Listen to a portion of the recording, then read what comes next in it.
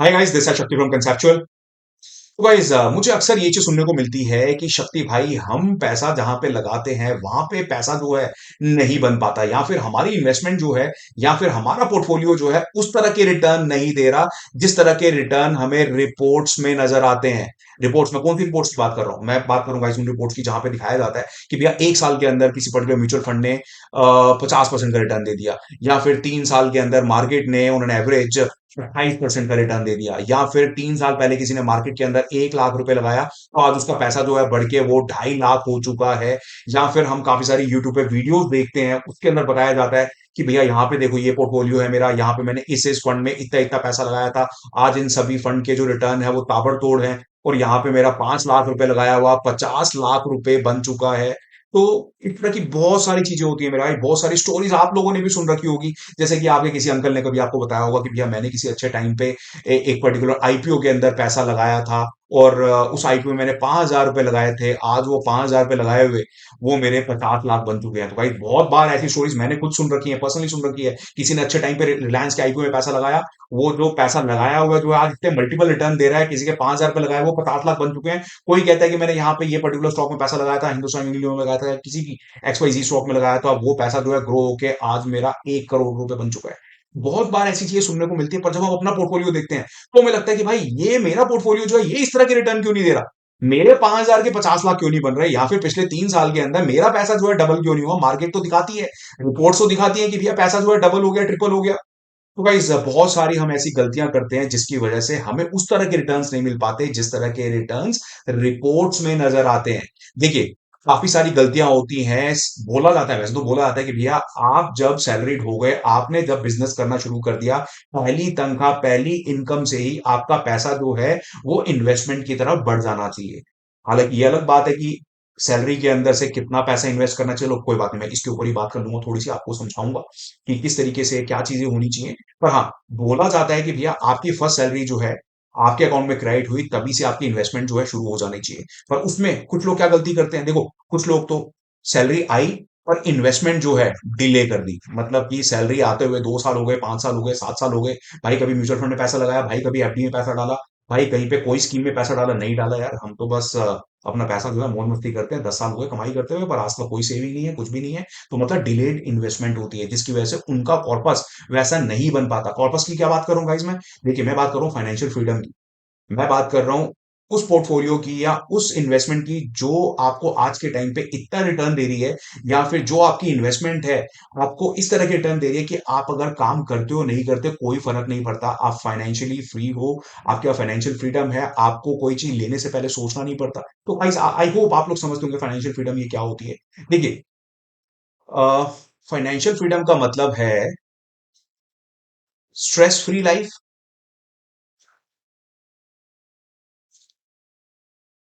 Comfortable life,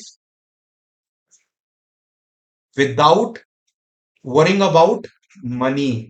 आपको सोचना नहीं पड़ रहा पैसे के बारे में, स्ट्रेस फ्री आपकी लाइफ है, कंफर्टेबल लाइफ है, आपके पास इनफ पैसा है। आपके पास इतना पैसा है कि आप अपनी जरूरतों को उस पैसे में से पूरा कर सकते हो। सिर्फ और सिर्फ जरूरतें पूरी नहीं होंगी वहां पे, आपके जो सपने हैं वो भी आप पूरे कर सकते हो। पर ये चीज कैसे अचीव होती है? जब आप टाइमली मैनर में प्लानिंग करोगे, जब आप बजटिंग करोगे, जब आप स्मार्ट इन्वेस्टिंग करोगे।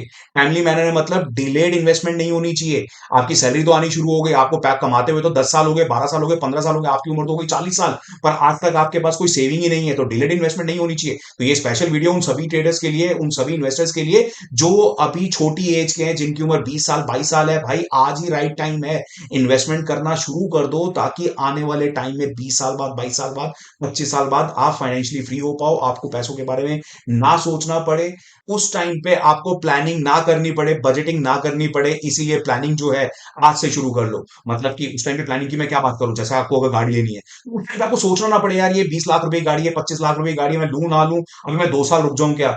या फिर उसकी प्लानिंग कर रहे हैं, बजटिंग कर रहे हैं, तो उस टाइम पे अगर आप चाहते हो कि आप फाइनेंशियली फ्री रहो, आपको बजटिंग ना करनी पड़े, प्लानिंग ना करनी पड़े, तो आज ही उम्र है, आज से ही प्लानिंग करनी शुरू कर दो, बजटिंग करनी शुरू कर दो और स्मार्ट इन्वेस्टिंग करनी शुरू कर दो। तो ज्यादातर लोगों के साथ क्या दिक्कत आती है, जिनको इन्वेस्टमेंट पे वैसे रिटर्न देखने को नहीं मिलते जैसे कि रिपोर्ट्स के अंदर है, जैसे कि आपके पड़ोसी के हैं, आपके दोस्तों के हैं। तो मेरे भाई, इसका मतलब आपने या तो इन्वेस्टमेंट अपनी डिलेट की है, या फिर आपकी जो इन्वेस्टमेंट डिसीजन थे वो गलत थे। गलत का मतलब, देखिए यार, बहुत सारी गलतियां ना इन्वेस्टमेंट के टाइम पे होती है। मैं अगर बात करूं कि मैंने कब से इन्वेस्टमेंट करनी शुरू की थी, तो मुझे आज भी याद है कि 2004 में पहली बार मुझे किसी ने सजेस्ट किया था कि भाई इनकम टैक्स दे रहे हो आप, इनकम टैक्स को बचाने के लिए आप एक काम क्यों नहीं करते, आप कुछ इन्वेस्टमेंट करनी शुरू करो, म्यूचुअल फंड के अंदर पैसा लगाओ, वहां पे कुछ लॉक इन पीरियड वाले म्यूचुअल फंड होते हैं, वहां पे पैसा लगाओ, तो आपका जो इतना इनकम टैक्स है वो बचना शुरू होगा। तो मैंने वहां पे एसआईपी के थ्रू पैसा लगाना शुरू किया। तो 2004 की बात है गाइस। 2006 में आपको मैं गलती ही बताऊंगा कि मैंने क्या की। 2006 में मैंने कुछ अपनी इन्वेस्टमेंट बढ़ा दी किसी एक कहने पे। जब मैंने कुछ थोड़ा बहुत पैसा कमा लिया, बैंक में कुछ पैसा पड़ा होता था 50-60 हजार रुपए, तो बैंक, आप जानते हो कि बैंक आप जब भी जाओगे तो बैंक वाले आपको कुछ स्कीम्स ऑफर करते हैं। किसी ने यूलिप चेप दिया, ठीक है, यूलिप में तो पैसा नहीं बनता, पर किसी ने म्यूचुअल फंड चेप दिए। तो म्यूचुअल फंड चेप तो दिए, पर हमें ये नहीं पता होता था म्यूचुअल फंड के बीच में उनकी भी कमीशन है। तो 2004, 2006, 2009 तक मुझे नहीं पता था कि जो मैं म्यूचुअल फंड खरीद रहा हूं, मुझे उसकी एनएवी जो है वो महंगी मिल रही है। मतलब मेरी एनएवी या मेरा म्यूचुअल फंड उस तरह का रिटर्न नहीं देगा। वो एक रेगुलर प्लान है। रेगुलर प्लान की जगह अगर मैंने पैसे डायरेक्ट प्लान में लगाए होते, तो मुझे 10 साल के अंदर जो रिटर्न मिल रहा है, वहां पे बहुत तगड़ा रिटर्न मिलता। तो गाइस, छोटी सी परसेंटेज से भी बहुत बड़ा फर्क पड़ जाता है। मैं आपको समझाता हूँ कैसे। देखिए, आप लोगों ने भी इन्वेस्टमेंट कभी की होगी, तो वहां पे आपको फंड में नजर आता है लिखा हुआ, या तो डायरेक्ट फंड लिखा होता है, तो देखा होगा आपने वहां पे एक डी, ऐसे ब्रैकेट के अंदर डी बना होगा, या फिर आर बना होगा। तो आर और डी में कंफ्यूज मत होना मेरे भाई। डी का मतलब है डायरेक्ट, और डायरेक्ट फंड ही लेना चाहिए। रेगुलर फंड लोगे तो वहां पे आपकी कमीशन, आपको एडवाइजर को या डिस्ट्रीब्यूटर को या मिडिल मैन को या ब्रोकर को कुछ कमीशन देनी पड़ती है। आपको देखने में तो बहुत छोटी लगेगी। एक बार तो एक बंदे ने मुझे ये भी बोला, एक बार एक एजेंट ने मुझे ये बोला कि, मैंने कहा भाई मैं तेरे से नहीं लूंगा यार, तेरे से लेने में मेरे को नुकसान है। वहां पे वो रेगुलर मिलता है और उसकी एनएवी अलग होती है, डायरेक्ट की एनएवी अलग होती है। तो वो कहते हैं भाई मार्जिनल छोटा सा तो फर्क है। कह रहा है 75 रुपए, तो गाइस बहुत थोड़ा सा फर्क दिखता है। वो 75 रुपए चल रही है डायरेक्ट वाले की, और जो रेगुलर वाला है उसकी एनएवी चल रही है 74.10। आपको ये लगेगा सिर्फ 90 पैसे का ही तो फर्क है, पर ये 90 पैसे करते करते करते करते इतना बड़ा नुकसान दे जाते हैं। मैं आपको ये भी दिखाता हूं तो आप लोगों को समझ आएगा। तो ये बहुत सारी गलतियों के बारे में बात करने वाले गाइस। और एक और चीज, आप अगर चाहते हैं कि काफी सारी ऐसी चीजें हैं जिनके ऊपर मैं डिटेल में बात कर सकता हूं, अगर आप चाहते हो कि भाई डिटेल में वीडियो बनाऊं, तो इस वीडियो को पहले लाइक करना, चैनल को सब्सक्राइब करना अगर आप अभी इस चैनल पे नए हैं तो। ऑलराइट। तो यहाँ पे देखिए, ये रिपोर्ट में आपको नजर आएगा, जैसे कि किसी ने अगर आज से 10 साल पहले या 2013 में, 2013 में जैसे कि यहाँ पे बता रखा है कि इन्वेस्टमेंट की हो 10 लाख रुपए की 2013 के अंदर, तो अगले 9 साल के अंदर, 9 साल के अंदर वहां पे अलग अलग फंड्स दिए हुए हैं। खैर, हमें फंड के बारे में बात नहीं करनी, कौन सा फंड अच्छा है कौन सा फंड बुरा है। पर हाँ, अगर वहां पे हम बात करें किसी ने इस फंड में डायरेक्ट में पैसा भी लगाया और रेगुलर में पैसा लगाया, डायरेक्ट में पैसा कितना बना 10 साल के अंदर, मतलब 10 लाख रुपए लगाया हुआ 32 लाख बन गया, 32 लाख 90 हजार। पर यहाँ पे कितना पैसा बन रहा है, 32 लाख 53। तो यहाँ पे तो छोटा सा फर्क दिखा रहा है, मतलब टोटल ओवरऑल दिखा रहा है कि हमें 36 हजार रुपए का नुकसान हुआ इनडायरेक्ट फंड लेने का, रेगुलर फंड लेने का। पर यहाँ पे देखो मेरे भाई, यहाँ पे जहां पे फंड जो है आपका ताबड़तोड़ चल रहा है, जबरदस्त चल रहा है, बढ़िया रिटर्न दे रहा है, 10 साल के अंदर 10 लाख रुपए के अगर 60 लाख बन गए, तो वहां पे नजर आ रहा है कि आपने अगर डायरेक्ट में लगाया होता तो आपके 61 लाख बनते, अगर आपने रेगुलर में लगाया होता तो आपके 54 लाख बनते। मतलब कि 8-6-7 लाख रुपए का फर्क आ रहा है। यहाँ पे इस फंड में देखो, इसमें भी दिखा रहा है कि 6 लाख रुपए का फर्क आ रहा है। यहाँ पे इस फंड में दिखा रहा है कि 10 लाख रुपए का फर्क आ रहा है। तो गाइज यहाँ पे देखिए, राइट टाइम पे इन्वेस्टमेंट की, पर 10 लाख रुपए ग्रो होके, यहाँ पे ये दिखा रहा है कि 10 लाख रुपए ग्रो होके लगभग लगभग 98 लाख बने हैं। तो आपकी जो इन्वेस्टमेंट है 10 गुना हुई है 10 साल के अंदर। समझ रहे हो आप, 10 साल के अंदर इन्वेस्टमेंट जो है 10 गुना हुई है। और 10 लाख रुपए के अंदर आप ये देखो कि डायरेक्ट फंड में ना लगाने का भुगतान क्या करना पड़ा, 10 लाख रुपए का वहां पे नुकसान दिखा रहा है कि जो डायरेक्ट फंड है उसने 98 लाख रुपए बनाए, और जो रेगुलर फंड है उसने 88 लाख रुपए दिखाए। तो मेरे भाई पहली गलती तो ये सुधार लेना अपनी, ठीक है, कि आपकी जो इन्वेस्टमेंट है, अगर आप म्यूचुअल फंड में इन्वेस्टमेंट करते हो, तो डायरेक्ट में आपकी इन्वेस्टमेंट होनी चाहिए, ना कि रेगुलर में जहां पे एजेंट होते हैं, एजेंट की कमीशन होती है। और एक और चीज मैं आपको बताना चाहूंगा, खैर ये एक डिटेल टॉपिक हो जाएगा, मैं उसमें इतना डीप नहीं जाना था, किसी दिन सेपरेट वीडियो आप लोगों के लिए बना दूंगा। जैसे कि मैंने बोला कि भाई कमेंट सेक्शन में बताना किसी को सेपरेट वीडियो बनानी है, तो मैं तो ये भी प्रेफर करता हूँ कि अगर मुझे म्यूचुअल फंड लेने ही हैं, अगर मुझे कोई ब्लू चिप म्यूचुअल फंड लेना है, मैं स्मॉल कैप की बात नहीं कर रहा, मिड कैप की बात नहीं कर रहा, वहां पे तो बहुत डीप डाइव करना पड़ता है, स्टॉक्स के अंदर जाके बहुत ज्यादा स्टडी करनी पड़ती है। पर जो ब्लू चिप स्टॉक्स होते हैं, अगर मुझे लार्ज कैप में पैसा लगाना है म्यूचुअल फंड के थ्रू, अगर मुझे यहाँ पे लार्ज कैप के अंदर 1 लाख रुपए लगाना है, तो मैं 1 लाख रुपए के ब्लू चिप स्टॉक जो है वो बाय करना पसंद करूंगा। क्योंकि यहाँ पे जो छोटी सी कमीशन या छोटी सी फीस म्यूचुअल फंड मैनेजर की होती है, म्यूचुअल फंड हाउसेस की होती है, वो भी मैं क्यों पे करूं। समझ रहे हो? तो वो फीस भी अगर हम बचा लेते हैं या फिर मैं जाके चेक कर लेता हूँ कि भाई ये फंड में मुझे पैसा लगाना है, जैसे समझ लो कोई एबीसी फंड है, ये मुझे काफी पसंद आता है, तो मैं जाके चेक कर सकता हूँ इसमें कौन से ऐसे 5 स्टॉक या 10 स्टॉक हैं जिसमें पैसा लगा रखा है, मैं वो 10 स्टॉक या 5 स्टॉक जाके उसी रेशियो में भी खरीद सकता हूँ। यहाँ पे कुछ अपनी थोड़ी सी और स्टडी करके मैं उसमें से 10 में से कोई अच्छे 5 स्टॉक पिक कर सकता हूँ जो कि मुझे और भी बढ़िया रिटर्न दे सकते हैं। उन 5 में मेरा फोकस रहेगा, उन 5 के मुझे रिजल्ट ट्रैक करने हैं, उन 5 के ही मुझे नंबर्स देखने हैं एवरी क्वार्टर। तो गाइस थोड़ा सा ये पछड़े वाला काम होता है, तो जो ये काम नहीं कर सकता उसके लिए बेटर ही रहता है कि भैया आप डायरेक्टली म्यूचुअल फंड में चले जाओ, नहीं तो थोड़ा सा पछड़े वाला काम कर लो, आपको और ज्यादा आपकी जो फीस बचेगी वो आपको और बढ़िया रिटर्न दे जाएगी। तो हम देख ही पा रहे हैं कि यहाँ पे एक नॉमिनल सा डिफरेंस होता है एनएवी के अंदर, और उस डिफरेंस की वजह से 10 लाख रुपए की इन्वेस्टमेंट पे 10 लाख रुपए का एक्स्ट्रा मतलब आपको भरना पड़ रहा है, या फिर आपको 10 लाख रुपए का नुकसान उठाना पड़ रहा है। तो वही फीस अगर आप बचाते हो तो आपकी इन्वेस्टमेंट सोचो, आपकी 10 लाख रुपए की इन्वेस्टमेंट 15 साल के अंदर 10 साल के अंदर जो आपको रिटर्न देगी वो जबरदस्त दे सकती है अगर आप खुद अपने फंड्स पिक करते हो तो। पर ये चीज जो है लार्ज कैप में पॉसिबल है, स्मॉल कैप में मिड कैप में पॉसिबल नहीं है, क्योंकि वहां पे ट्रैक कर पाना ये इतना आसान काम नहीं होता, और ये काम जो है म्यूचुअल फंड मैनेजर पे ही छोड़ देना चाहिए, क्योंकि उनकी नॉलेज, उनकी एजुकेशन, उनके पास रिसोर्सेज हमसे बेटर होते हैं। Right guys? पर देखिए दिक्कत कहाँ पे आती है? दिक्कत यहाँ पे आती है कि भाई अब इन्वेस्टमेंट जो है मैं कहाँ पे करनी शुरू करूँ?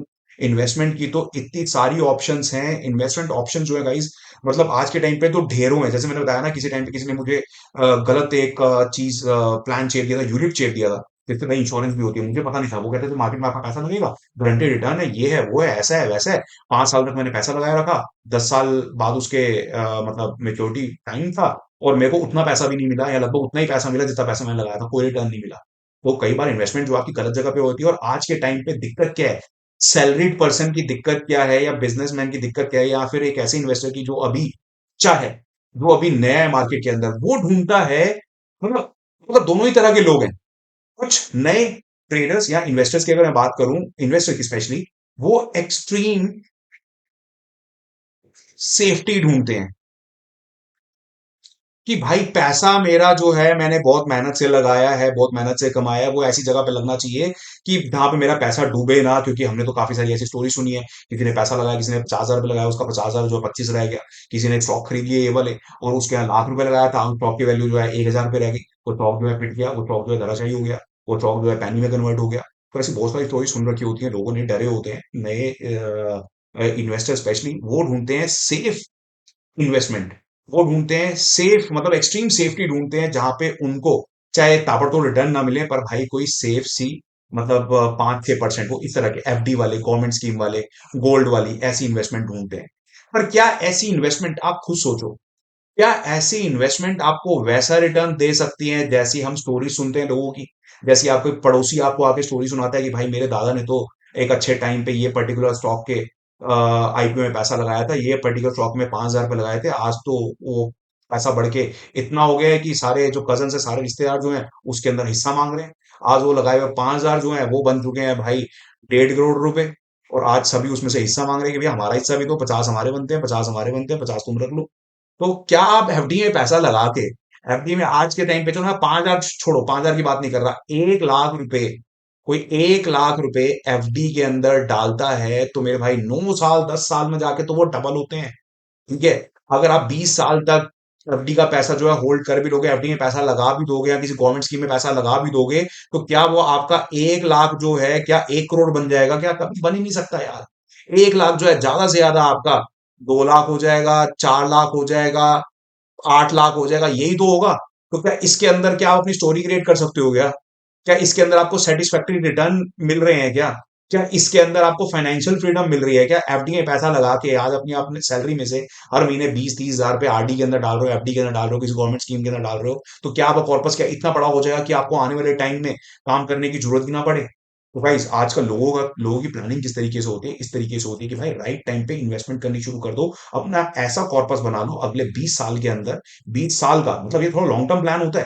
देखो यहाँ तो आपके बाप दादा का इतना पैसा पड़ा हो कि आपने सीधा सीधा 1 करोड़ रुपए डाल दिया, 1.5 करोड़ रुपए डाल दिया, 2 करोड़ रुपए डाल दिया किसी अच्छी स्कीम के अंदर, अब आपको काम करने की जरूरत ही नहीं है, वहां से आपको अच्छा रिटर्न आ रहा है, हर महीने आपका घर का खर्चा चल रहा है। सिर्फ घर का खर्चा नहीं चल रहा, आप अपने सपने भी पूरे कर पा रहे हो, आप मजे भी ले पा रहे हो लाइफ के।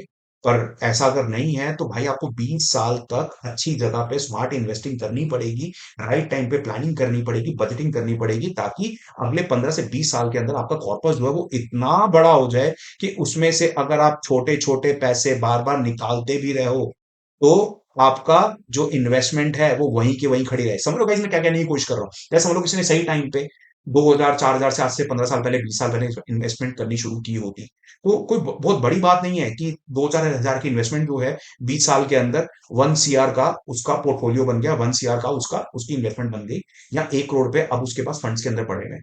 पर ये 1 करोड़ रुपए सोचो, अगर ये मेरी बात, अगर आपने कुछ भी करके एफडीज के अंदर पैसा डाल के, गवर्नमेंट स्कीम के अंदर पैसा डाल के 1 करोड़ रुपए खड़े कर भी लिए, तो क्या आपको उससे फाइनेंशियल फ्रीडम मिलेगी? क्या आज के टाइम पे 1 करोड़ रुपए अगर आपके एफडी में लगे हुए हैं, तो उसमें से आप अपना घर का खर्च चलाने के लिए हर महीने अगर आप 1 लाख रुपए निकालते हो, हर महीने आप 1 लाख 1 लाख 1 लाख 1 लाख निकालते जा रहे हो, तो 12 महीने के अंदर या 1 साल के अंदर आपने 12 लाख रुपए विड्रॉ कर लिए। कितने में से? 1 सीआर में से। तो आपके पास रिमेनिंग कितने बचे? 88 लैक्स। इतना ही पैसा बचा। 1 करोड़ में से 12 निकाले तो 88 बचा। अगर आप हर महीने ये पैसा निकालते जाओगे, अगले साल फिर आप 1 लाख रुपए निकालोगे हर महीने, और मतलब आप लगातार ये पैसा निकालते जा रहे हो, तो एक टाइम आएगा ना कि 88 का ये 80 रह जाएगा, फिर 80 का 70 रह जाएगा। क्यों रह जाएगा? ये क्यों प्रूव नहीं होगा? क्योंकि भैया 1 करोड़ रुपए में से आप हर साल 12 लाख रुपए निकाल रहे हो, और आपको रिटर्न मिल रहा है इसके ऊपर 6% का। तो आपके अकाउंट में जो पैसे जुड़ रहे हैं वो जुड़ रहे हैं 6 लाख, और आप निकाल रहे हो हर साल 12 लाख, तो 6 लाख रुपए आप एक्स्ट्रा ही निकाल रहे हो ना। और अगले साल का रिटर्न तो और ज्यादा कम होने वाला, कोई कंपाउंडिंग का बेनिफिट थोड़ी मिल रहा है आपको यहाँ पे। पर अगर आपकी इन्वेस्टमेंट किसी ऐसी जगह पे है जहां पे आपको रिटर्न जो है वो 6% के नहीं है, जहां पे आपको रिटर्न जो है आपको बढ़िया मिल रहे हैं, 1 करोड़ रुपए आपने ऐसी जगह पे लगा रखा है जहां पे आपको ऑन एवरेज, अगर मैं बात करूं गाइस, देखिए अच्छे अच्छे स्टॉक्स में अगर आपको पैसा लगा होता है तो 15% तक का रिटर्न मिल जाता है आपको। पर इसका मतलब ये नहीं है आप बोलो अभी वीडियो में कमेंट कर दो यार मैंने तो 1 साल पहले इस पर्टिकुलर स्टॉक में पैसा लगाया था, वहां पे तो मेरा पैसा डबल हो गया। ये हर साल नहीं होगा मेरे भाई। ऐसा नहीं होगा कि हर साल ये पैसा जो है डबल होता रहेगा। आपकी जो स्टॉक्स में इन्वेस्टमेंट होती है, आपके स्टॉक में इन्वेस्टमेंट होगी 5 अलग-अलग स्टॉक में से। कुछ आपको देंगे वहां पे 80% तक का भी किसी ने रिटर्न दिया होगा, किसी ने 10% का रिटर्न दिया होगा, किसी ने रिटर्न नहीं भी दिया होगा, किसी ने नेगेटिव रिटर्न दिया होगा। और ये तो पिछला 1 साल, 2 साल, 3 साल बहुत अच्छे रहे मार्केट के, मानता हूं वहां पे तो 50-50% तक के भी रिटर्न निकले हैं।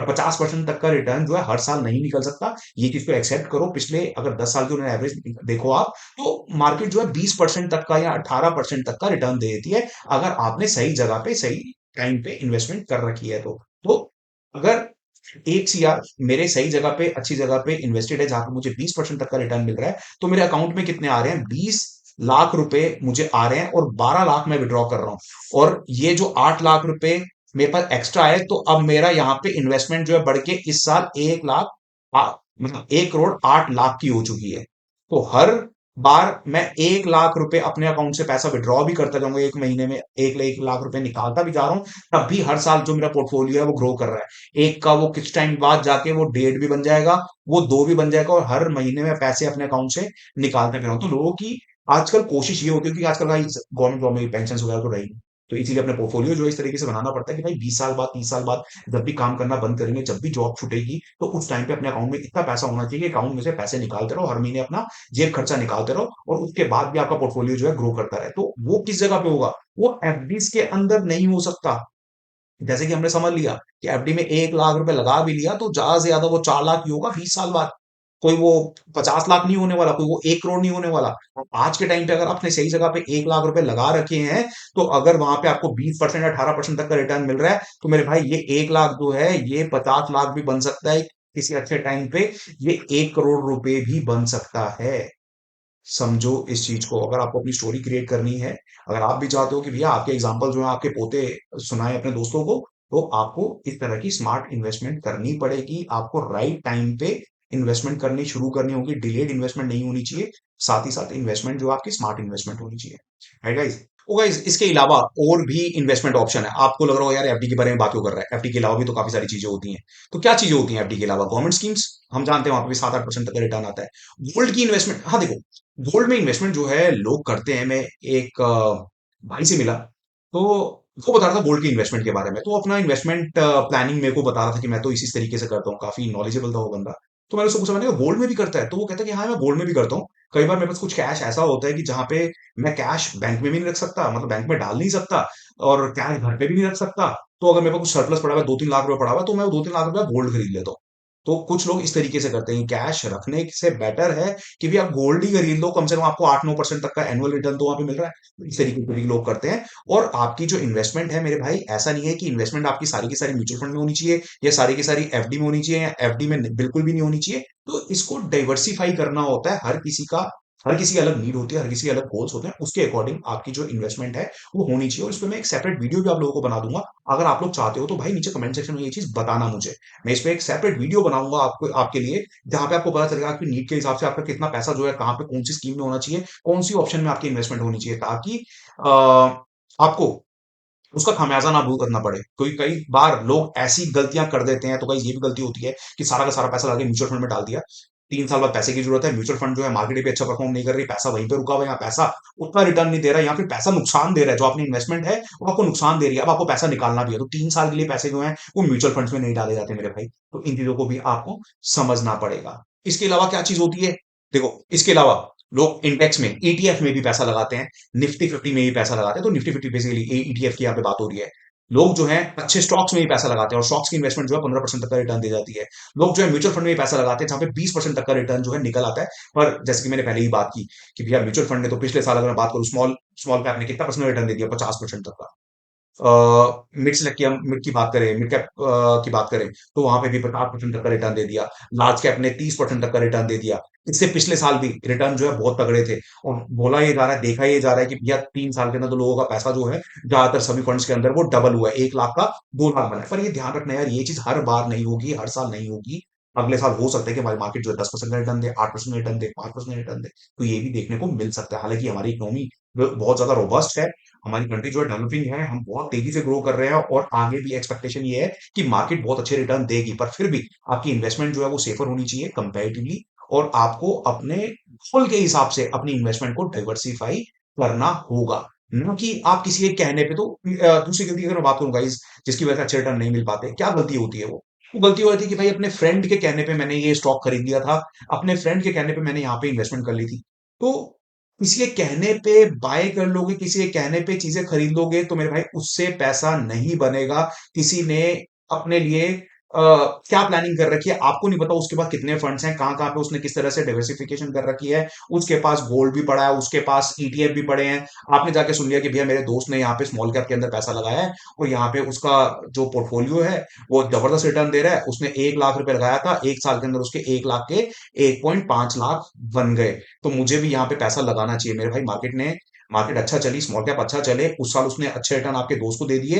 पर हो सकता है कि अगले साल मार्केट ना चले और मार्केट वहां पे टूट जाए, मार्केट रिट्रेस करे, और वहां पे आप अगर 1 लाख रुपए लगाओगे, तो हो सकता है कि 1 लाख रुपए के आपके 50,000 रह जाए, सिर्फ और सिर्फ क्योंकि जो स्मॉल कैप होते हैं बहुत ही रिस्की होते हैं। जब मार्केट टूटती है तो सबसे ज्यादा वो टूटते हैं, जब मार्केट ऊपर जाती है तो सबसे तेजी से ऊपर भागते हैं। हो सकता है कि आपके दोस्त को इतनी दिक्कत ना हो, आपके दोस्त को इतनी दिक्कत नहीं होगी, क्योंकि हो सकता है उसने लार्ज कैप में ही पैसा लगा रखा है, उसने कुछ हेज फंड्स में भी पैसा लगा रखा है, कुछ गोल्ड में पैसा लगा रखा है, उसने हाइब्रिड में पैसा लगा रखा है, फ्लेक्सी में पैसा लगा रखा है। तो आपको नहीं पता कि उसकी ओवरऑल इन्वेस्टमेंट क्या है। तो दोस्तों को सुन के इन्वेस्टमेंट नहीं करनी। आपके इन्वेस्टमेंट गोल जो है वो अलग होंगे, आपके दोस्तों से, आपके पड़ोसियों से, आपके रिश्तेदारों से वो इन्वेस्टमेंट गोल जो है अलग होंगे। राइट। और जो लोग बात करते हैं कि भाई म्यूचुअल फंड में पैसा लगा दो, या म्यूचुअल फंड जो है सबसे बढ़िया रिटर्न देंगे, मैंने अपने दोस्त से कहने म्यूचुअल फंड में पैसा लगा दिया। तो मेरे भाई म्यूचुअल फंड जो है अच्छे रिटर्न्स नहीं देते। जरूरी नहीं है कि म्यूचुअल फंड आपको, सभी के सभी म्यूचुअल फंड आपको अच्छे रिटर्न देंगे। देखिए मैं आपको एक स्टडी बताता हूँ, आपको एक यहाँ पे रिपोर्ट बताता हूँ। यहाँ पे रिपोर्ट देखिए, ये भी कुछ दिन पहले की, 1 हफ्ते पहले ही मैं पढ़ रहा था, and I was kind of very very surprise कि भाई ये क्या कह रहे हैं। यहाँ पे देखो क्या लिखा हुआ है, 63% इक्विटी म्यूचुअल फंड्स जो हैं वो फेल हुए हैं बीट करने में, किसको, बेंचमार्क्स को। मतलब कि पिछले 3 साल के अंदर जो ईटीएफ ने रिटर्न दे दिए, या फिर जो स्टॉक्स ने जिस तरह के रिटर्न दिए, इक्विटी म्यूचुअल फंड जो है 63% इक्विटी म्यूचुअल फंड जो है उसको मीट नहीं कर पाए। उनकी परफॉर्मेंस जो है बेकार थी। सिर्फ कुछ चुनिंदा परसेंटेज ऑफ म्यूचुअल फंड से जहां पे रिटर्न जो है वो बढ़िया निकले, जिन्होंने मार्केट को बीट किया, जिन्होंने निफ्टी को बीट किया, ईटीएफ को बीट किया। तो समझ रहे हो, तो 63% एक मतलब बहुत बड़ा नंबर है मेरे भाई। तो किसी एक कहने पे किसी म्यूचुअल फंड के अंदर नहीं जाना, वहां पे आपको म्यूचुअल फंड जो है वो भी ढंग से पिक करने होगा। इस म्यूचुअल फंड के ऊपर अगर आप क्या होगे, तो मैं आपके लिए अलग से वीडियो बना देता हूँ। म्यूचुअल फंड जो है सिलेक्ट करना, मतलब मैं अपने नेफ्यू से बात कर रहा था, 2 दिन पहले की बात है, मैं उसको बता रहा था, वो मुझे कह रहा था मामू कोई अच्छे म्यूचुअल फंड बता दो। मैंने कहा भाई म्यूचुअल फंड मैं तेरे को नहीं बताऊंगा, मैं तो म्यूचुअल फंड सिलेक्ट करने का तरीका बताऊंगा। मैंने कहा कि वो तरीका ऐसा होगा कि तेरे को सिर्फ 5 मिनट लगेंगे, सिर्फ 5 मिनट लगेंगे ये देखने के लिए कि भाई आज मेरा पैसा है, मुझे म्यूचुअल फंड में कौन सा म्यूचुअल फंड परचेज करने है। कोई एडवाइजर अगर तेरे को आके बोलेगा ना ये म्यूचुअल फंड परचेज करो, तो जाके एक बार चेक करियो कि भाई ये म्यूचुअल फंड जो है काम का है कि नहीं है, या बढ़िया है कि नहीं है। तो उसको चैलेंज कर सकता है कि भाई ये म्यूचुअल फंड जो तो एडवाइस कर रहा है ये घटिया म्यूचुअल फंड है, और ये म्यूचुअल फंड है जहां पे मुझे एक्चुअल में पैसा लगाना चाहिए। तो बहुत ही आसान तरीका होता है गाइस, बहुत ही सिंपल तरीका होता है। 5 मिनट 10 मिनट की एक मैं वीडियो बना दूंगा आप लोगों के लिए, अगर आप चाहोगे तो। म्यूचुअल फंड पिक करना बहुत ही आसान हो जाएगा। आपको किसी की एडवाइस, किसी के सजेशन की जरूरत नहीं है, और बिल्कुल लॉजिकल होगा वो, बिल्कुल लॉजिकल होगा। आप किसी को भी चैलेंज कर सकते हो कि भाई जो तू तू चीज बता रहा है ये सही नहीं बता रहा, और जो मैं चीज बता रहा हूँ ये एक्चुअल में राइट है, और मुझे बता कि ये म्यूचुअल फंड क्यों मैं बाय ना करूं और तेरा म्यूचुअल फंड क्यों बाय कर लूं। समझ रहे हो आप? तो इस तरीके से होनी चाहिए आपकी stock selection, mutual fund selection. और स्टॉक्स में देखो, स्टॉक्स में मैं पर्सनली अगर बात करूं, मैं पैसा लगाना प्रेफर नहीं करता। स्टॉक्स में जाके आपको ट्रैक करने पड़ेंगे, अनटिल अनलेस अगर ये ब्लू चिप फंड्स नहीं है, तो बहुत पुराने फंड्स नहीं है, ब्लू चिप फंड है तब तक ठीक है। पर छोटे फंड्स में पैसा लगाना, स्मॉल कैप में पैसा लगाना, मिड मिड कैप वाले स्टॉक्स में पैसा लगाना, वहां पे भाई बहुत ही खतरे वाला काम होता है, बहुत ही पछड़े वाला काम होता है। तो उस पछड़े में नहीं पड़ना, क्योंकि आपने इन्वेस्टमेंट जो करनी है लॉन्ग टर्म के लिए करनी है। आपका काम जो है वो म्यूचुअल फंड को ट्रैक करना नहीं है, अपनी इन्वेस्टमेंट को ट्रैक करना नहीं है हर दिन जाके। आपका काम जो है वो अलग है, आप सैलरीड हो, आपको अपनी जॉब पे फोकस करना है। आप अगर बिजनेस करते हो तो आपको बिजनेस पे फोकस करना है, आपको उसकी ग्रोथ के बारे में सोचना है, ना कि हर टाइम आपको अपने फंड्स की ग्रोथ के बारे में सोचना है। तो फंड जो है तभी देखने चाहिए महीने में एक बार, 2-3 महीने में एक बार, साल में 2 बार, इस तरीके से आपकी इन्वेस्टमेंट होनी चाहिए, जहां पे आपको टेंशन नहीं है, स्ट्रेस नहीं है कि भाई क्या होगा कल। तो जहां पे आप सोच रहे हो ना कि भैया कल क्या होगा मेरी इन्वेस्टमेंट का, जो मैं लगा रखी है, इसका मतलब आपने इन्वेस्टमेंट गलत जगह पे कर रखी है, रिस्की इन्वेस्टमेंट कर रखी है। तो बहुत सारे लोग बहुत फुद्दू सा प्लान फॉलो करते हैं। फुद्दू सा प्लान मतलब किस प्लान की मैं बात कर रहा हूँ, आप लोगों ने सुना होगा बहुत बार, लोगों को बात करते हुए। मैं कई बार कई लोगों से सुनता हूँ, मैं उनसे पूछता हूँ भाई इन्वेस्टमेंट किस तरीके से करता है, तो वो कहता है 50-30-20। तो मुझे इस मेथड के बारे में ज्यादा पता नहीं था, 50-30-20। मैंने भाई 50-30-20 मतलब क्या है? 50% जो मेरा पैसा है वो जाएगा एक जगह पे, 30% जो पैसा है वो एक जगह पे, 20% जो है पैसा वो एक जगह पे जाएगा। मैंने फिर थोड़ा डिटेल में जाके समझने की कोशिश की, तो मेरे को लगा भाई ये तो बड़ा फुद्दू प्लान है। इस तरीके से आप अगर चलोगे तो सारी जिंदगी आप एक बढ़िया कॉर्पस नहीं बना सकते। यहाँ पे क्या बोला जा रहा है, यहाँ पे ये बोला जा रहा है कि भैया 50% आपका जो पैसा है वो जाना चाहिए आपकी जरूरतों में। जरूरतों में 50% पैसा आप डालोगे, मतलब कि हाउसिंग में, ट्रांसपोर्टेशन में, इंश्योरेंस में, ग्रोसरी में, हेल्थ केयर में, यूटिलिटीज में। ये बेसिकली बात हो रही है रोटी कपड़ा मकान की। आपका जो पैसा है, आपकी जो सैलरी है, उसका 50% रोटी कपड़ा और मकान के लिए अगर चला जाएगा, तो भाई कितना पैसा आप बचाओगे। और उसके बाद 50 के बाद बोला क्या जा रहा है कि 50 के बाद 50% पैसा जो है वो कहां पे जाएगा? डिनर्स में, मतलब कि आपकी लग्जरीज में जाएगा, कंसर्ट्स वगैरह की टिकटिंग में। ठीक है, फ्रेंड के साथ आप घूम फिर रहे हो, मौज मस्ती कर रहे हो, आप गैजेट्स वगैरह खरीद रहे हो, आप ट्रैवल प्लान कर रहे हो। तो आप अगर 20,000 रुपए मेरे भाई कमाते हो, उसमें से 80% अपने रोटी कपड़ा मकान और लग्जरी के ऊपर स्पेंड कर दोगे, तो खाली क्या 20% मतलब महीने में क्या 4,000 रुपए की इन्वेस्टमेंट कर रहे हो? 4,000 रुपए की इन्वेस्टमेंट करके क्या आपको लग रहा है कि भैया आप अपने दोस्तों को या फिर उन रिपोर्ट्स को क्या बीट कर दोगे? नहीं कर पाओगे मेरे भाई। देखो ये थोड़ा समझने की कोशिश करो, ये 50-30-20 फॉर्मूला जो है, जो आप अप्लाई करते हो, ये किन के लिए है? ये इंडियंस के लिए नहीं है मेरे भाई, ये इंडियंस को सोच के नहीं बनाया गया था। ये 50-30-20 फॉर्मूला जो है ये गोरों के लिए है, ये अंग्रेजों के लिए है, ये उन लोगों के लिए है जो यूएस में रहते हैं, उन लोगों के लिए जो यूरोप में रहते हैं, क्योंकि वहां पे सिस्टम जो है बहुत अलग है। वहां पे आपको स्कूलिंग पे पैसा थोड़ी खर्चना पड़ता है मेरे भाई, वहां पे उनके खर्चे ही क्या है। वहां पे आपको स्कूलिंग पे पैसा नहीं खर्चना पड़ता, वहां पे आपको फ्यूचर के लिए पैसा नहीं जोड़ना पड़ता, वहां पे स्कूलिंग जो है फ्री है। वहां पे टॉप क्लास स्कूलिंग जो है फ्री मिलती है वहां पे सिटीजन्स को। वहां पे आपके फ्यूचर के लिए गवर्नमेंट जो है आपके लिए पैसा जोड़ रही है, हर महीने आपका पैसा जुड़ रहा है। आपको रिटायरमेंट के लिए चिंता करने की जरूरत नहीं होती, रिटायरमेंट का आपका फंड होता है। राइट, उसके अलावा भी आपको बहुत सारी ऐसी चीजें जो आपको इंश्योरेंस फ्री मिलती हैं, आपको उस पर खर्चा नहीं करना पड़ता, आपको मेडिकल की चिंता नहीं है अपने करंट को लेके, अपने फ्यूचर को लेके। तो देखिए इंडिया में अगर आपको बजटिंग करनी है तो आपको ये मेथड अप्लाई नहीं करना होगा, ये मेथड आपके काम नहीं आएगा। ये मेथड अगर अप्लाई करोगे तो आपके हाथ में क्या लगेगा? आपके हाथ में चिल्लड़ ही लगेंगे। तो आप सोचोगे, या आप पूछना चाहते होगे कि शक्ति भाई क्या मेथड यूज करें? तो यार देखो, 50% करना तो है, पर 50% जो है, 50% की अगर मैं बात करूं तो भाई ये होना चाहिए आपकी सेविंग्स में, प्राइमरी सेविंग्स, जहां पे आपको इसको डाइवर्सिफाई करना होगा। 50% of your salary for your short terms goal and for your long term goals. तो जो आपके शॉर्ट टर्म गोल्स है, जो आपके लॉन्ग टर्म गोल्स हैं, उसके लिए आपको 50% पैसा आज से ही अपनी सैलरी का जोड़ना शुरू करना होगा। देखिए, शॉर्ट टर्म गोल कौन से होते हैं? शॉर्ट टर्म गोल वो होते हैं जहां पे आप प्लान करो, यार 2 साल बाद मुझे गाड़ी चाहिए, 3 साल बाद मैं अपना घर की डाउन पेमेंट करूंगा, तो ये शॉर्ट टर्म गोल होते हैं। लॉन्ग टर्म गोल कौन से होते हैं? जहां पे आपने 15 साल 20 साल बाद की प्लानिंग करके चल रहे हो, तो इनके लिए आपका 50% पैसा जो है आज से ही जोड़ना शुरू कर दो। और इसके अलावा 50% के अलावा 10% पैसा जो आपका वो होना चाहिए इमरजेंसी फंड्स में। तो ओवरऑल आपका 60% पैसा आपकी सैलरी के अंदर से जुड़ रहा है। और उसके बाद जो आपका 40% पैसा बनता है, तो मेरे भाई उसके अंदर आपको सरवाइव करना होगा। उसके अंदर आपका जो रोटी कपड़ा मकान है और साथ में आपका जो घूमने फिरने का जो प्लान है, उसके अंदर आपको ये सारी प्लानिंग करनी होगी। और ये इतना डिफिकल्ट नहीं होता मेरे भाई। प्लानिंग अपनी इस तरीके से रखो, और साथ में अपना फोकस जो है वो रखो अपनी सैलरी को इंक्रीज करने में। सैलरी ये थोड़ी यार आप 20,000 रुपए सैलरी में हमेशा सारी जिंदगी काम करते रहोगे। 20,000 आज आपकी सैलरी है, तो आप देखो कि मेरे को अपनी सैलरी 1 लाख करनी है, तो उसके लिए मुझे क्या करना होगा, कौन से स्किल्स हैं उनके ऊपर काम करना होगा, कौन से ऐसे सर्टिफिकेट्स हैं जो मुझे लेने होंगे, अपनी एजुकेशन के ऊपर मेरे को कितना और काम करने की जरूरत है। तो इन चीजों पे फोकस करो ना यार। अपनी इनकम को भी साथ में बढ़ाओ ना। ये मत सोचो कि भैया 20,000 रुपए लगा के, मैंने तो यहाँ पे ये पर्टिकुलर वीडियो देखी थी, 20,000 रुपए भैया सैलरी में बंदे ने 1 करोड़ रुपए का कॉर्पस क्रिएट कर लिया था, 1 करोड़ रुपए उसको जोड़ लिया था अगले 20 साल के अंदर। मेरे भाई अगले 20 साल के अंदर 1 करोड़ रुपए की कोई वैल्यू नहीं होगी। आपको अगले 20 साल के बाद हो सकता है कि वहां पे 5 करोड़ 7 करोड़ या 10 करोड़ रुपए की जरूरत पड़े। आपको इन्फ्लेशन को भी बीट करना है, आपको बीच में रिसेशन जो है उसको भी टैकल करना है, आपको बहुत सारी चीजें ऐसी करनी है जो आपको अगले 20 साल में, जो आप मतलब सोच नहीं सकते क्या क्या चीजें हम देखने वाले हैं। तो आपको उसकी प्लानिंग अच्छे तरीके से करनी है, राइट टाइम प्लानिंग तो करनी है। साथ ही साथ आपको प्राइमरी सोर्स ऑफ जो इनकम है आपका, उस पर भी काम करना शुरू करना है। 20,000 रुपए से आपको 50,000 तक पहुंचना है, 50,000 से आपको लाख तक पहुंचना है। तो आपको ये भी देखना है कि मार्केट के आजकल स्टैंडर्ड्स क्या है। एक 20 साल 22 साल 25 साल का एक ग्रेजुएट है, तो वो कितने पैसे कमा सकता है, या फिर कोई पोस्ट ग्रेजुएट है तो वो कितने पैसे कमा सकता है, एक इंजीनियर है तो कितने पैसे कमा सकता है। तो आपको स्टैंडर्ड्स चेक करने होंगे अपनी क्वालिफिकेशन के अकॉर्डिंग। तो अगर आप इंजीनियर हो, आप देखो कि यार आप इंजीनियर हो, आपको 50,000 रुपए क्यों मिल रहे हैं? एक इंजीनियर जो है 2.5 से 3 लाख रुपए महीना इजीली कमा लेता है। तो आपको क्या करना होगा? आपको अपने आप को अपग्रेड करने के लिए आप काम करो, अपने स्किल्स को बेटर करो, आप एक्सपीरियंस लो, आप अपनी जॉब स्विच करो। ठीक है? तो ये चीजों पे भी आपको साइड बाय साइड काम करने की जरूरत है।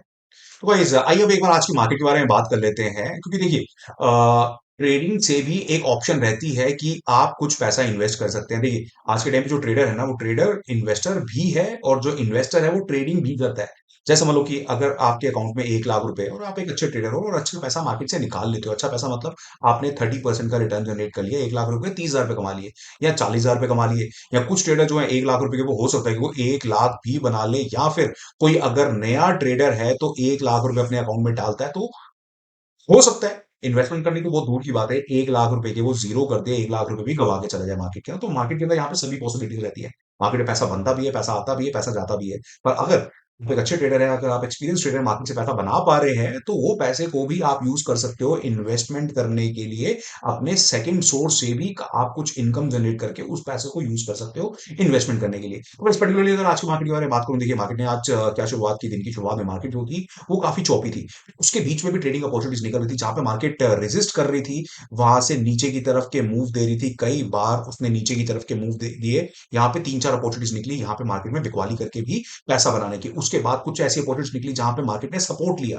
यहाँ पे आप देखिए, हर बार मार्केट ने सपोर्ट के आसपास आने पे ऊपर की तरफ जो ब्रेकआउट दिया वो जबरदस्त दिया, जो रिवर्सल दिया वो जबरदस्त दिया। और यहाँ पे जो फाइनल रिवर्सल था मेरे भाई, ये तो मतलब कमाल ही कर दिया। 23,640, 23,640 से भाव देखो, मतलब इतनी ऊपर तक तो स्क्रीन भी नहीं पहुंच पा रही। स्क्रीन तोड़ के भी भाव जो है ऊपर की तरफ निकल गया। 640 से आप ये देखो 900, मतलब 300 पॉइंट का मूव दे दिया यार। 300 पॉइंट का मूव आप समझते हो, जहां पे 30 वाली देखने को मिल रहा था, 30 रुपए वाली कॉल जो है वो 300 की भी हो गई, 10 टाइम्स हो गया। पर ये चीज जो है एक दिन के अंदर इन्वेस्टमेंट तो पॉसिबल नहीं है, ट्रेडिंग में पॉसिबल है। पर ये ट्रेडिंग में स्क्रीन पे नजर आता है, एक्चुअल में यहां तक इस ट्रेड को होल्ड कर पाना, इस ट्रेड को पकड़ के बैठ पाना, या इस तरीके के रिटर्न निकाल पाना डेली बेसिस में, मेरे भाई ये पॉसिबल नहीं होता। पर एक ट्रेडर जो कि स्किल्ड है, जो कि अपने ट्रेड को होल्ड कर पाता है, अपनी इमोशन पे कंट्रोल रख पाता है, वो 30 वाली चीज को डबल के लिए भी होल्ड कर लेता है, डबल के बाद ट्रिपल के लिए भी होल्ड कर लेता है। इसके भी एक तरीके होते हैं। जैसे कि 30 वाली चीज में आपने कुछ प्रॉफिट अपना डबल हुआ, भाव 60 तक पहुंचा, तो कुछ क्वांटिटी आपने अपनी एग्जिट कर ली, रिमेनिंग क्वांटिटी होल्ड कर ली और ज्यादा बड़े मूव के लिए। 3 गुना हो गई, 90 तक हो गई, तो वहां पे आपने कुछ क्वांटिटी और होल्ड कर ली।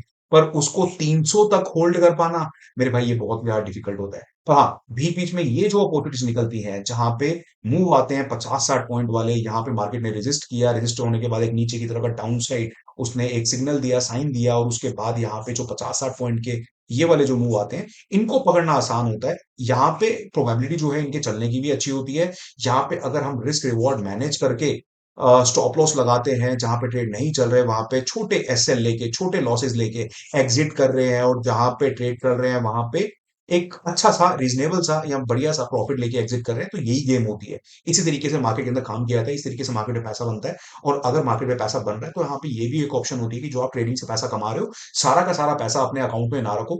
1 लाख रुपए के ऊपर अगर आपने 20,000 रुपए बना लिए, या 30,000 रुपए आपने बना लिए, तो मेरे भाई, जो 20-30 हजार आपने बनाए, इसको विड्रॉ कर लो। कि आपको नहीं पता कि अगला महीना कैसे जाने वाला है, हो सकता है कि अगला महीना आपका सही ना जाए, और ये 1 लाख जो है ये मार्केट वापस लेके चली जाए। तो इसलिए बेटर ये रहता है कि मार्केट से हर महीने जो रिटर्न निकल रहे हैं, वो पैसा निकालते जाओ और काम करो एक लिमिटेड से कैपिटल के साथ। उतनी कैपिटल के साथ जितना पैसा आप मैनेज कर सकते हो, जितना पैसा आप होल्ड कर सकते हो, ट्रेड लेने में क्वांटिटी इतनी छोटी रखो कि वो क्वांटिटी को आपको हैंडल करने में या होल्ड करने में दिक्कत नहीं हो रही, घबराहट नहीं हो रही, डर नहीं लग रहा। बड़ी क्वांटिटी होगी, डर लगेगा, छोटा प्रॉफिट लेके बाहर निकल जाओगे। छोटी क्वांटिटी होगी, डर नहीं लगेगा, बड़े पॉइंट के लिए या फिर अपने टारगेट्स के लिए वेट कर पाओगे। चलिए गाइस, अब चलते हैं। पर हाँ, अगर आप लोगों को मेरी वीडियो पसंद आई, तो भाई, वीडियो को लाइक करना मत भूलना, चैनल को सब्सक्राइब करना मत भूलना, और ये वीडियो जो है अपने दोस्तों के साथ भी शेयर करो, ताकि ये वीडियो जो है 4 लोगों तक पहुंचे। और मुझे कहीं ना कहीं मोटिवेशन मिले कि हाँ, आपको मेरा कंटेंट पसंद आता है, और मुझे इस तरह की वीडियो भी आप लोगों के लिए बनानी है। और साथ में कमेंट सेक्शन में मेंशन भी कर देना, कोई अगर पर्टिकुलर पॉइंट या कोई पर्टिकुलर चीज के ऊपर आप चाहते हो कि मैं एक सेपरेट वीडियो बनाऊं, तो I will do that. Alright, चलिए, bye bye, take care of yourself.